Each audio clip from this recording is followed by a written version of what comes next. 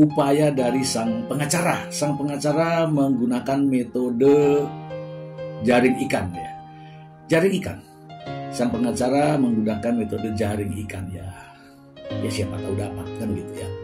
Salah satu contoh ini kalau pasal-pasal kan sudah semua ya. Pasal 45 ayat 10 ya kan.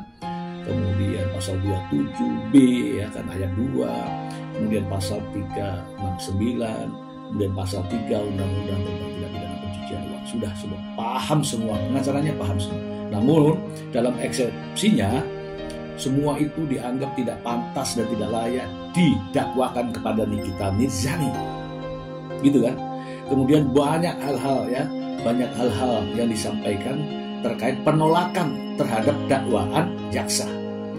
Namun demikian jaksa tetap pada pendiriannya, yaitu terkait adanya pemerasan dan pencucian uang. Teman-teman, permintaannya pun luar biasa ya, permintaan daripada pengacara ini luar biasa. Mengapa? Karena saya melihat ya dakwaannya tidak relevan, tidak profesional, tidak tepat, minta digugurkan demi hukum dan sebagainya, ya kan? Saya melihat begini, metode jaring ikan ini ada beberapa hal yang diupayakan oleh pihak pengacara dari Nikita Mirzani. Seperti salah satu contoh ya, membawa ranah pidana ini tiba-tiba menjadi gugatan perdata di pengadilan yang sama terkait dengan gugatan wan prestasi.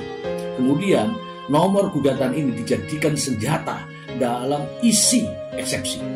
Ini kelihatan ya teman-teman ya, seolah-olah bahwa ini perkara perdata menggunakan dalil-dalilnya ya, yang menganggap bahwa perkara perdata sedang berjalan, kalau bisa perkara pidana itu dihentikan, ditangguhkan dan sebagainya. Nah, itulah upaya-upaya dari sang pengacara, itu satu. Yang berikutnya yaitu pengaburan perbuatan pidana, seperti pelapornya kan Dr. Reza Gladys. Sementara Dr. Reza Gladys ini memiliki perusahaan namanya PT Grafidia kalau tidak salah ya. Katanya seharusnya yang melaporkan adalah pihak PT. Begitu ceritanya nih. Jadi mengaburkan bahwa ini adanya tidak pidana. Kemudian dianggap Reza Gladys melaporkan ke polisi dengan kasus ini tidak sah karena apa? Yang melapor harusnya adalah pihak PT-nya katanya, atau pihak perusahaan, karena ini produknya adalah produk perusahaan menurut dia. Sementara saya melihat uang itu keluarnya dari Reza Gladys. Uang itu juga didapat karena ada hubungan komunikasi dengan Reza Gladys.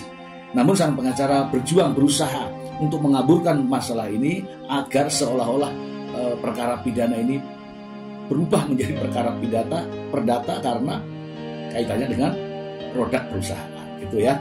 Kemudian banyak hal lagi terkait dengan uang yang 4 miliar ini. Jelas uang 4 miliar ini menurut dakwaan jaksa, 2 miliar itu ditransfer ke rekening sebuah pengembang ya, saya tidak tahu, tapi jelas jaksa sudah mengatakan demikian. Kemudian ditransfer nilai 2 miliar, yang transfer adalah Reza Gladys. Kemudian yang meminta nomor transfer ini ke sebuah pengembang adalah Nikita Mirzani yang memberikan nomor rekening. Reza Gladys transfer ke situ 2 miliar. Ternyata untuk pembayaran cicilan rumah menurut informasi yang saya dapatkan. Kemudian yang 2 miliar lagi diberikan secara tunai di sebuah mall. Nah, masalahnya sekarang uang apa ini 4 miliar ini, teman-teman? Nah, uang tersebut yang diperoleh dari Reza Gladys untuk Nikita Mirzani yang melalui komunikasi dengan Maim, ini uang apa? Ini yang menjadi apa ya? Menjadi pemikiran kita semua. Di awal saya, mungkin teman-teman juga mendengar bahwa uang itu adalah uang endorsement. Artinya kalau endorsement itu kan memang ada hak dan kewajiban, ya kan? Namun berikutnya ada pernyataan dari sang pengacara yang mengatakan ini adalah uang dari kesepakatan lisan.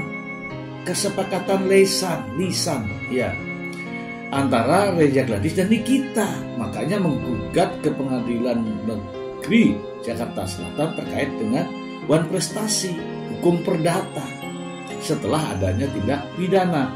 Kemudian ada pernyataan dari Nikita Mirzani sendiri bahwa ini adalah uang cuma-cuma yang diberikan oleh Reza Gladys dan diterima oleh Mail dan juga ditransfer ke nomor rekening yang tadi. Itu uang cuma-cuma, gitu kan? Kemudian dalam pernyataan pada pembacaan eksepsi muncul kalimat baru lagi, yaitu ini perjanjian bisnis dengan pembayaran. Saya tidak tahu ini yang mana, uang yang mana. Tetapi yang jelas itu semua bisa dibuktikan. Adanya berita, adanya informasi bahwa uang 2 miliar itu, yang 2 miliar ya, uang yang 2 miliar itu ditransfer ke PT Parama Wisesa, yaitu seorang pengembang perumahan.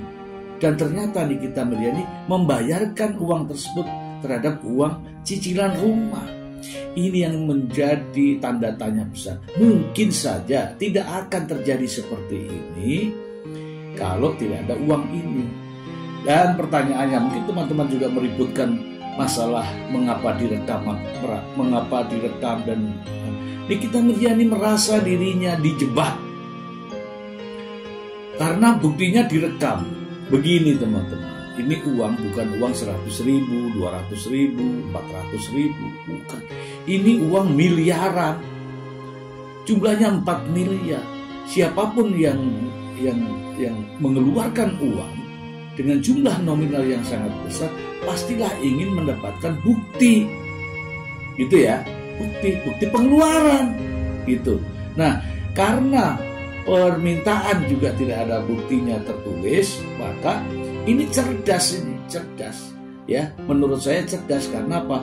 Ada petunjuk yang mengatakan bahwa ini permintaan dari Nikita Mirzani melalui Mail.